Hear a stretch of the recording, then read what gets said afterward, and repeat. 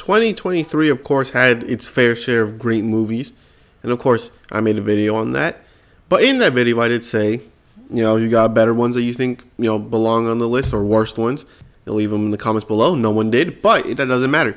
I watched two movies specifically in 2024 that turns out were pretty good. Some you wouldn't think so, others obscure. That being said, of course, it is The Boys in the Boat, I think it's a biopic of the road team back in the Berlin Olympics, the Olympics in Berlin. Of course, that being when Nazi Germany was there, and of course Wonka. Two completely different types of movies, but they're both really great. Anyways, of course, I'll be reviewing both of them and giving obviously my honest thoughts and ranking them. Although I won't say where specifically they go on the rankings because I didn't go that route. I will tell you if this is a highly recommended movie or not. With that being said, the first movie, of course, is The Boys in the Boat. I do genuinely think it is a hidden gem of 2023 for the sole fact that it came out pretty late in the year, so most people probably did not end up watching it. But of course, it is the remarkable true story of the 1936 team of the Berlin Olympics, Summer Olympics in Berlin. Of course, that was back when Nazi Germany was, of course, occupying it. And of course, it is another good underdog story as these people came from a poor town during the height of the Great Depression. So, that says a lot. But, I did make a video of all the 2023 movies I've watched, and I did give a lot of good, ratings for certain movies like A Haunting in Venice, Anatomy of a Fall, Godzilla -1, to name a few. But I do think this genuinely, and also The Holdovers, I genuinely do think The Boys in the Boat can be named the best movie of 2023. And of course, the Golden Globes and Emmys are all done, so they're not going to get their time to shine. But they should definitely get some spotlight on them because it is a great movie, a phenomenal movie. First of all, of course, it's boat racing, right? It's the rowboating. Someone tells me, hey man, you want to watch some rowboating races? I'll tell you straight up in your face. No, I don't think that thing's entertaining at all. I think that's a little bit boring, but some people are into it, and of course you are into it. That is, of course, your opinion, and I hope you enjoy it a lot. But this movie made me hyped for boating, like literally. I was like, let's go, man, what the hell? Like, seriously. I was watching over like, oh man, no, hurry up, you're gonna lose. But of course, story, of course, revolved around one central character, and that's being this guy. Because, well, he lives in a car in basically, I don't want to say scrapyard, but everyone's building, her little living space is made out of just sheet metal. So, of course, not really the best living conditions. And the literal first scene of the movie is him waking up, him getting ready to go with a newspaper. And you think, oh, what's he using the newspaper for? He uses the newspaper to cover up a hole in the bottom of his shoe. That, of course, paints a very clear picture of what, this dude is. This dude's broke as hell. Of course, this is the Great Depression. No one has work. Everyone left to try to find work. Didn't really end up working for most people. But anyways, of course, it does show us some more characters. Of course, I hate saying characters because it's based off of real life events. But it does show us, his love interest, which ends up becoming, I would assume, his wife. And his friend. First of all, fact, okay, the friend kind of comes out of nowhere. I don't know if he's actually his friend. I think it was. But anyways, he obviously he has feelings for her. And of course, she does have feelings for him. So it's very clearly shown. And of course, he's trying to find work, obviously, because it's the Great Depression. But he can't find any. No one's hiring, or if anyone is hiring, there's more people who are unemployed than employed, so they can't hire everyone. So, of course, he goes try to find one. Nope, you're going to find it. So then he realizes he's missing payment on his tuition. Of course, he's studying to become an engineer. And tell him, hey, man, they said I could pay half, and I'll pay half later. Like, yeah, later has arrived, actually. You need to pay. Like, I'll give you 2 more weeks because there's a job board. So, hey, you can find a job, which, of course, he doesn't because his friends are like, yeah, no, this is basically just a bust because literally everything that's left, I called them, I did everything. Nope, they're not hiring. They don't want to hire me. That's something. And, of course, he does come back with an actual job. He's like, hey, man, you want to make some money? Like, oh, what was it?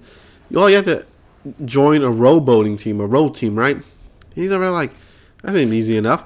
And there's a ton of people trying to join the, of course, rowing team for the sole fact of money. No one was there because they actually wanted a row, or at least some people did, but most of them, well, they wanted money because they're in a poor part of, well, of course, the United States. Well, everyone was broke Of course, Washington was no different. Of course, this does take place in Seattle, Washington. So, a little context. And he actually makes the team. Him and his friend make the team, which is really great. And of course, it shows them being the underdog. They're the youngest team. If there's a way that I could kind of describe it, it's basically spare parts. A younger group of people end up competing in the higher echelons of their respective divisions, and no one gives them a chance. They're like, why the hell is that going to happen? They're not going to win. And of course, as you know, they miraculously win the 1936 Olympics in Berlin, beating Germany. Of course, that was when the evil mustache man was in power, which they do show him. I was like, what the hell? I don't know why I didn't think they were going to show him. I thought they were going to show like the back of him or something, or not really his actual face. But no, they do. I'm like, damn, what the hell? Of course, they beat all the other richer colleges in the country to qualify for the Olympics, and then they qualify in the Olympics to compete for a gold medal. And of course, they do win it. It was great. Of course, the biggest problem of the movie is not really too big, because it is true events, so it's not like they can really play around with the plot too much anyways. Is that I feel like the problems of each person, or at least the two specific people, I think it goes on too quickly. Of course, this man reveals his story that his dad abandoned him, or his mom died when he was young, and then after a while, when he was 14, when the Great Depression hit, his dad left him. He left to go California with his stepmom and his other children to go find work. Turns out he actually moved back into Seattle a few years ago. And he's like, what? You were here the entire time and you didn't tell me? He's like, bruh. And obviously he has real bad thoughts. And he gets, fixed within like real quick. But at the same time, it does it well. So for some reason it seems rushed, but at the same time they do it well. Of course, this guy does end up getting sick during the Olympics. He has, I would assume, the stomach flu. He's back in the boat, like literally. Like, he's like, oh man, he's still sick. Like, oh, if he's still sick, he won't be able to compete because they have a backup person. No, he still competes. I mean, the way he motivates him is, really good. But overall, those are the only bad parts. Everything else, the way that they handle the boating scenes are amazing. I don't know. Like, I keep telling people, like, I'm not really interested in boating races, like rowing races. But they got me hyped on this. I was like, man, what the hell? I'm like, bro, I what the hell? But anyways, of course, it shows them becoming closer as people, which I do think they should have spent more time on. But the movie is 2 hours already, so I guess they didn't want to do it to make it too much longer. But I guess that's also a little negative. But for the most part, it's really good. It's honestly really, really good. The training, the actors, I keep saying it. It's a really, really great movie. It's hard to put a movie like this in a perspective of how good it is. For the sole fact that I don't even like boat. I don't even like rowing. I don't even like boats. I hate boating, man. I hate it. Absolutely despise it. But this thing was amazing. It's basically if you watch Gran Turismo, it's basically like a better version of Gran Turismo, which is really weird because Gran Turismo was in of itself a great movie. But this one does it way better. It's arguably a 9 out of 10. I'm going to say it right here. It's arguably a 9 out of 10. The pacing is great. The cinematography, the music, everything about it is great. The way it gets you invested in these people. Who, there's 8 people on the team. And even though you don't even know like half of them because they're not like essential parts of the plot, you still care about them. You think, yeah, man, I like the man. That man's cool. But of course, like I said, it's a great underdog story. Of course, some of the poorest people. Of course, they do actually bring that up. For the fact that they do qualify for the Olympics, right? But they need $5,000 because the U.S. won't fund them or whatever the hell. And obviously, it's because, well, they're poor. They're poor. They're like, oh, you can't come up with the money in like a week. We'll just send like the richer ones. I think it's Princeton in California, which of course is the richer colleges at the time. They're like, oh, you're just trying to cheat us out of it. You're trying to say, oh yeah, you need $5,000. Like, no, wait, we're supposed to qualify. You're supposed to fund us. What do you mean? We won fair and square. And they're like, no. They try to cheat them again in Germany because they broke the Olympic record of rowing, right, for qualifying. And then the German people are like, yeah, you're gonna have to start all the way in the back. Just the rules. Like, you made that up. And of course, because they were in the back, was it the man in the back? The one who's like, row, row, row. He couldn't hear him, so he couldn't command his men to row. So then not only that, they had to start off late. And if it's up, they were already last, and then they started late because of the position that they were in. It's like, bruh, whatever. They do it out here dying of stomach flu or something like that. And then he has to motivate, like, bro, you're like, we can't go as fast as we want to because you sick. You're just like, what the hell. But anyways, I think I talked enough about the plot. It's a really, really great movie. If it's still in the theater near you, like I said, Discount Tuesday. Your best friend always will be your best friend, Discount Tuesday. If it's still there by Tuesday, you should watch it. It's worth the full amount too. It truly is worth the full amount anyways. So, if it's already gone by Tuesday, you should watch it beforehand. Who cares if it's full price? It's worth it, to be honest. You'll really enjoy it. It's a really good, feel-good story. But anyways, I hope you enjoyed this video. The next one will, of course, be, but like I said, a hidden gem of 2023. I looked on YouTube. Not a lot of people talking about it, which is really depressing because I watched it and I thought, damn, why haven't I heard about this before? The only reason why I even heard about it was because it was on the listing. If it wasn't on the listing or like the little mini poster they have outside the theater, I wouldn't have known. I would have probably want to gone and watched Wonka or something else, which is really depressing because I would have missed this movie. But anyways, of course, the second movie is Wonka, which released back in December 15th, a month ago, right?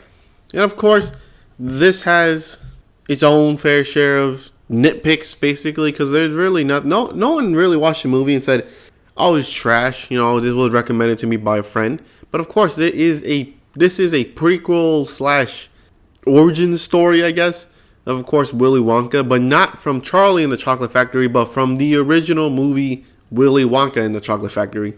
You can tell. You can probably tell what's the little nitpick that's gonna happen. But of course, it is Willy Wonka arriving at the chocolate capital of the world, trying to sell his chocolate. Well, of course, getting a run-in with the chocolate cartel, which is, first of all, funny as hell. The whole group, the whole trio is funny. But anyways, of course, he does end up getting put into slavery, which, someone said that. I watched one review, like, oh yeah, he basically gets put into slavery. You're like, really? Like, oh yeah, because he ends up getting a room because he's broke, and like, oh, she could help you out, right? Oh, you'll pay me out in a week, right? Of course, it's like, 1 shilling, right? Basically. And of course, just like how most hotels are, there's hidden fees. Oh, you touch this, you owe us like $10 billion right now. Obviously not that exaggerated, but since it's the Wonkaverse, clearly you could tell it's, over exaggerated. But of course, it is also a musical. So if you're going to go watch this and you don't like a lot of singing, probably not the movie for you. But for those who tolerate it and like it, you will highly enjoy this movie for the sole fact it's just dumb fun. I'm going to tell you something. It's funny. It's funny as hell. To be honest, first of all, the intro is already great. Like, yeah, you were thinking, damn, they already get into it. No, it's not. They do. Obviously, they enter in with the musical, and it's great. The musical number is great. There's not really any problems with basically anything. But, of course, the continuity and all that stuff, a little bit wonky. But for the sole fact that if this was a standalone movie, like how most people thought it would be a reboot, this is a great movie. But of course, for those hardcore Willy Wonka and the Chocolate Factory fans, they'll be like, what the hell is this? This ain't fit in with the lore, for the sole fact that Willy Wonka in this movie, of course, is not crazy yet. I mean, he's definitely not, I don't want to say normal, but he definitely has some, social issues. You can't really interact with the world. But then again, when you out here milking giraffes for your chocolate, it does something to you. And like one of my friends said, oh yeah, spending a factory filled with a bunch of Oompa Loompas probably will get to you, which, that's a funny way. But then again, when you see the only problem with it is, of course, this Willy Wonka and this Willy Wonka, you start to be like, where the hell, what happened? Like, this dude, of course, the original Willy Wonka movie, Willy Wonka looks like he would be the head of the chocolate cartel, in the city, of course. For the sole fact that, well, this man's crazy. He's crazy as hell. But anyway, speaking of the chocolate cartel, of course, they do say that it's 3 chocolate companies that all basically work together to prevent anyone else from selling chocolate. And they bribed the officer, that, of course, being Michael Key, which is hilarious. I mean, his singing, you can clearly tell that this man's lip syncing is not that good, but who cares? It's Michael Key. Who cares? It's hilarious. As, of course, the commissioner, the main man, the head honcho of the police department. And, of course, as the movie goes on, as he gets more and more chocolate, bribery, he does get fatter and fatter. I think it's hilarious. And of course, they also got the corrupt church that hides the chocolate location and all the bribe money and all that stuff.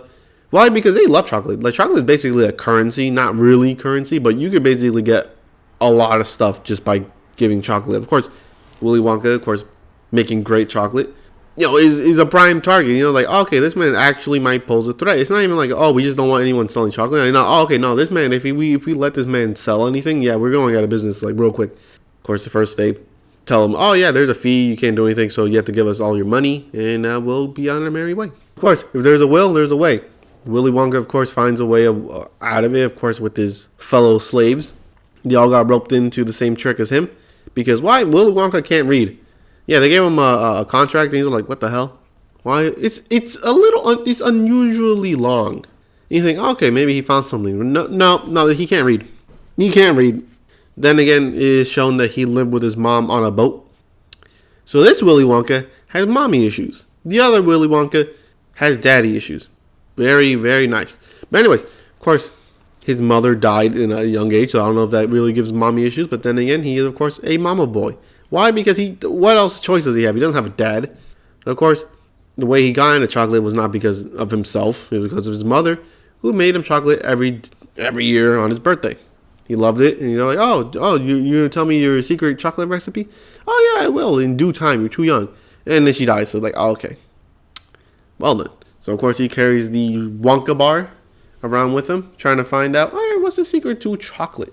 Of course, the promise that she made is, well, hey, when you sell chocolate to the world, I'll be there. And he's like, all right, bet. I'm going to go to the chocolate place, and I'm going to sell my chocolate, and you're going to be there. Simple as that. Anyways, well, I don't know why I'm talking the plot through and through, but of course, the rest of the cast is pretty good, too, to be honest. I mean, the only downside are these two, because they're not in the, I don't say in the movie, but they definitely don't get a lot of screen time compared to these two. But it's a very funny movie. It's a very funny movie. Of course, Wonka does end up succeeding in taking down the chocolate corporations and starting his own factory. Why? And he starts it with the Oompa Loompa, right? Because he stole cacao beans from him. He's like, all right, you owe me 10,000 more. I'm like, okay, that's something. So every like, I don't know, every night, but every other night or something, he just randomly just pops up in his room and steals his chocolate, and he's like, all right, you know what, you still owe me more. Like, bruh. The thing is, the Oompa Loompa is not even that tall. I mean, you could just punt that man. Okay, not really, you break your leg, but you could like easily stop that man. But of course, Willy Wonka is not the sharpest tool in the shed, outside of chocolate anyways. What's so weird is, of course, obviously Willy Wonka made some incredible chocolate, especially in the movies. And this one, he makes it out of storms and in Yeti sweat, which is weird, because I don't know, was that confirmed in both with any of the Willy Wonkas that they use like absurd ingredients? Like, I get it, like, oh, we got this one random ingredient from this one random location, and if I don't get it, then I can't make the chocolate. I get that, but Yeti sweat, that's a little weird. By the way, it does get emotional. I'm gonna tell you something right now. It does get emotional. You think it's funny as hell, but there's one emotional scene that you'll find out, and you'll think, damn, I'm tearing up. I'm not crying, but I'm tearing up, right? And of course, is spoiler alert. Okay, it's been spoiler alert. Obviously, you should have known. But is when he attempts to open up his shop for one day, because the chocolate people can't do anything if you own a shop, because legally they can't do anything because you're not a street vendor. But he does get a shop for I think a day or a weekend, and he makes his own little mini Willy Wonka chocolate factory, basically. Very reminiscent of the, of course, original and of course the remake. But it turns out, the chocolate corporations bribed the people who own them as like slaves, basically the innkeepers, I guess, in putting Yeti sweat into the chocolate, which made everyone start growing colorful hair in weird places. And of course they rioted by how? I mean, burning down the building. So that's attempted murder. Not even to Willy Wonka or his friends. That's attempted murder for everyone. What the hell? You thought you was the only one in the store? They're burning the whole place down. Like, bro, there's like kids in there. What are you doing? But of course he says, all right, you know what? I thought my mom would be here, and I trusted her her promise, right? She promised me that she'll be here, and she wasn't, right? It's like, damn. And in this one, whose name is Noodle, because she has a ring that was supposed to be an N, which turns out to be a Z. You're like, what? You honestly believe them? I'm like, bruh, this man's whole dream shattered in front of him. You don't have to say that.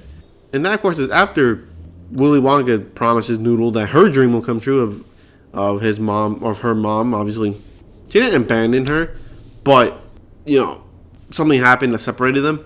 It's like, oh, she'll own a library with all these books, and when I find her, I'll run into her arms. And Wonka's obviously, oh, don't worry, I got you. I'll help you. We'll find your mom. We'll make your dreams come true. Like a real friend, right? No, her is like, oh, you honestly believe that your mom was gonna be here? Like, bro, what? You gotta watch your tone. God damn, bro. This man, that dude was ready to kill himself or something. God damn. But of course, everything does end up working. He does end up learning the secret to the chocolate. That, of course, after seeing his mom in the crowd, whether or not he's schizophrenic, we'll have to find out. But then again, how he turns out later on in the movie, in the series, he probably does have schizophrenia. But anyways, he does find it, and he finds out the secret to chocolate. That, of course, is the people who you share it with. Basically, oh, the treasure was the friends we made along the way. Like, bruh, I mean, I guess, but I guess. Yeah, it would taste better with friends, but at the same time, it could also be with, secret ingredient, maybe hot sauce, I don't know. But anyways, that, of course, is the recap of Willy Wonka. Very, very funny film, very, very emotional film. It is a great film all around. Obviously, it's a musical, so maybe some people aren't into that. But if you are or tolerate it, like I said, you will really enjoy this film. Of course, unless you're a very, very, very big fan of Willy Wonka, you should enjoy this at least an 8 out of 10. Very easily 8 out of 10. But anyways, I highly recommend The Boys in the Boat and Willy Wonka, or Wonka, basically. Great films. If they come to streaming, you should watch it. You should definitely watch it. Obviously, it depends how you go into the movies, for the sole fact that you're not going to go into The Boys in the Boat thinking that you're going to watch like a Wonka type film, because you won't enjoy it that way. And you also can't go into a Wonka film thinking that would be The Boys in the Boat film. So, go in there with the right mindset. Not everything has to be cinema.